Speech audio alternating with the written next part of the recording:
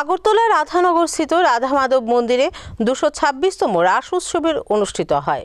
রাস উৎসবকে কেন্দ্র করে ধর্মপ্রাণ মানুষের মধ্যে ব্যাপক উৎসাহ উদ্দীপনা পরিলক্ষিত হয়। রাস উৎসব মূলত একটি হিন্দু ধর্মীয় ও সাংস্কৃতিক উৎসব, যা শ্রীকৃষ্ণের প্রতি ভক্তি ও শ্রদ্ধা প্রদর্শনের জন্য উদযাপিত হয়। এটি ভারতের ত্রিপুরা, পশ্চিমবঙ্গ, ওড়িশা, মণিপুর এবং বাংলাদেশের বিভিন্ন অঞ্চলে বিশেষভাবে পালিত হয়।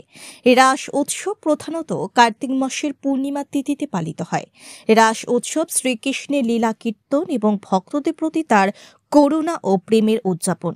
এই উৎসবের মূল ভাবনা রাধাকৃষ্ণের অমর প্রেম এবং গোপীদের সঙ্গে কৃষ্ণের রাসলীলা উদযাপন।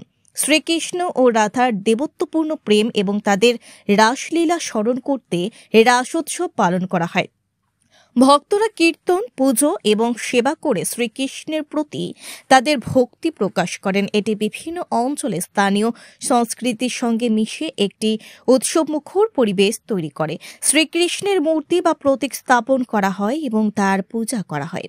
এই দিনেই রাস উৎসব উপলক্ষে মন্দিরের পুরোহিত অভিজিৎ ভট্টাচার্য বলেন, এটা আমাদের যারা নাকি হিন্দু বৈষ্ণব ধর্মাবলম্বী, যারা নাকি এটা সাংঘাতিক প্রসিদ্ধ মহারাস লীলা, এটা বিগ্রহ রাধা মাধব, এই রাধাকৃষ্ণ এখানে সমাগম হয়ে রাসলীলা চক্রের ভিতরে আগমন হবে। এরপর বৃন্দারা নাচ আরম্ভ করবে। এটার মধ্যে 26 জন বৃন্দা গোপীরা অংশগ্রহণ করে।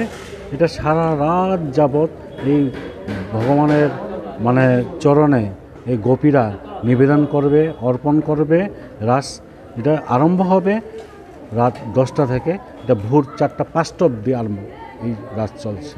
এই রাস সমাপ্তর পরে গোপী ভোজনে মিষ্টান্ন খেয়েই রাধা মাধবের চরণ ধুলি নিয়েই তারা সমাপ্ত করা হয়।